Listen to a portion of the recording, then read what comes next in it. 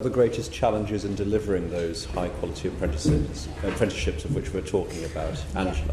I think very often it depends on the age group that you're working with, because for us we focus very much new young entrants into the world of work, so 16 to 18-year-olds, many of whom come from disadvantaged backgrounds. And so what you're actually, the first challenge you have is preparing them for work. And then secondly, when you can do that, we can do that very effectively now. We do use the traineeship model. We work with lots of SMEs who are willing to give a young person an opportunity. But once they actually get over the hurdle, they shine at interview, they get that job, they start their apprenticeship, the novelty of that can often wear off.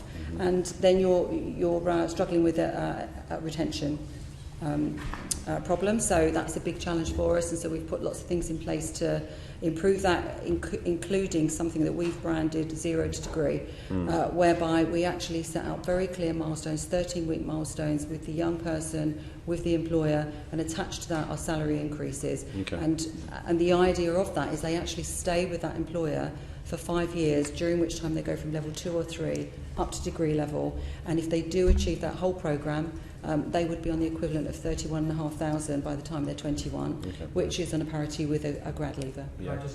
There is no need to really discuss funding with apprentices at all. One of the things that has really helped in our business is a couple of years ago we went completely paperless. E-portfolio, there is no paper in the business whatsoever. It means that all stakeholders can actually go into this e-portfolio, they can all see all the content of the work that's being taken place by the apprentice. Everybody can have input. They can view and it's great for quality, because if auditors or Ofsted come in, it's there. It's all completely transparent. But equally, if this is life, this is business, and sometimes businesses do fail. But your clients, i.e., your apprentices, all of their information is there if everybody goes paperless, and I think that's another thing that ought to be compelled, with providers, a certain standard of automation. Yeah. In readiness for the future when everything is going to be automated. As you know, in my previous role I visited your what you do, your Middleton Murray, and it was incredibly impressive what you did for people from disadvantaged backgrounds, and that you had a conveyor belt right from school to adult. Could you just set out what you do and how it could be replicated, particularly in terms of providing quality apprentices with disadvantage and getting more disadvantaged people to do apprenticeships?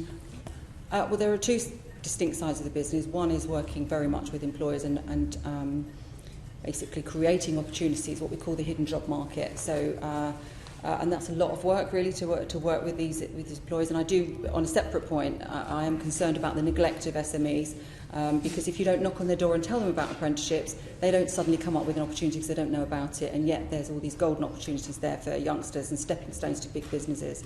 But the other side of it is to attract young people into these opportunities is quite difficult to start off with, because they just, number one, they don't have aspirations. They don't have the careers advice, but they don't even have the aspirations. And even if they do, they have no idea about how to go about achieving them. And so there needs to be a lot of outreach to them. That means to sort of visit schools and talk to youngsters when they're quite early on, before they're totally disengaged with schools. But all the other referral organisations looked after children departments, local authorities, etc., and encourage them about the opportunities. That's the reason for the podcast, etc.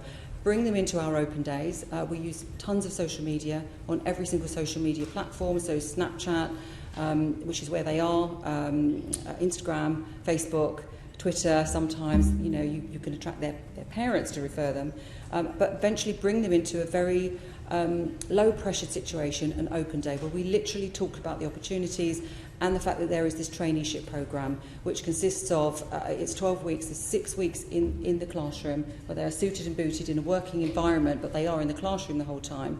And and then 6 weeks paid work experience, and thereafter we close that programme down, and then we start an apprenticeship programme if it's appropriate.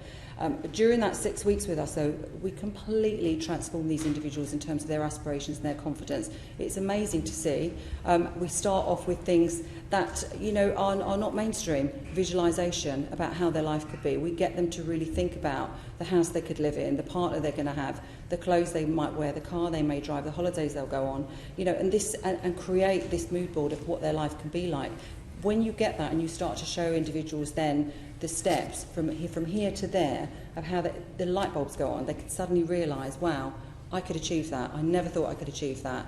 Okay, I will now do my maths functional skill. I will do my English. I will do everything you tell me to do because I can see that this works. So then what we do is we, at the end of that period, when they're ready to deliver their elevator pitches and they now know, we make sense of the world of work, so they now know the type of niche that they actually is going to suit their life goals. We bring employers in and we have a sort of a Dragon's Den arrangement. We chaperone the interviews. The employers come in one at a time. Groups of youngsters come up, they deliver their elevator pitch, and you see employers say, wow, he's good, she's great. We then bring them up for a second interview, and then an offer of paid work experience is given more or less then and there. They start the following Monday. They do then a 6-week period of paid work experience, which we facilitate and safeguard during that period. 9 times out of 10, both parties are happy with it. And this is the work that could be done in schools. It actually is part of the curriculum. You know, it doesn't need to be an extra burden. If we can just change the way that we talk to pupils at a very early age about their long-term life goals, and then fit education within that so that they can see that it is, you know, it is a stepping stone for them. And not sort of feel that I just need to get this out of the way and then I can start life. It's just a different way of framing it. And I just a very quick question, point really about looked after children. You know, you've got 10,000 leaving every year, 2,500 in London, and we're completely open with our applicants. Anybody can join our programmes. There's no minimum levels whatsoever. We get hardly any applications from looked after children group, despite all the work with the local authorities. The reason is that their housing benefit gets taken away if they join an apprenticeship programme. It's something that could be so simply addressed and open up opportunities for social mobility that way. I went out there just now and I asked the people what they were marching for. I said, is it university fees? And they said, yeah. Oh no, it's not. It's about teachers' pay and conditions. And I think that freedom of speech is obviously an amazing thing. And can you come down and have a look out there with the camera or not? Look, I mean, obviously it costs this country a lot of time and effort to allow something like this to take place.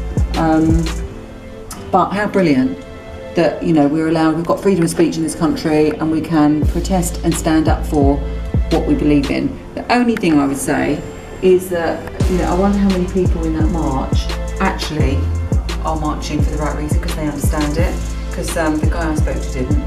But that chap in there with the picket, look, he turned around and showed, he definitely knows all about it.